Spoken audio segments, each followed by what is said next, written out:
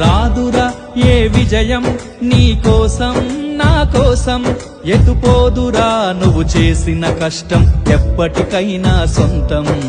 కాలంతో పయనించే వాడికి కానిది ఏముంది, సాధనతోనే సాధ్యమవ్వునని సదాశయంతో సాగర ముందుకు. రాదురా ఏ విజయం నీ కోసం నా కోసం, ఎటుపోదురా నువ్వు చేసిన కష్టం ఎప్పటికైనా సొంతం.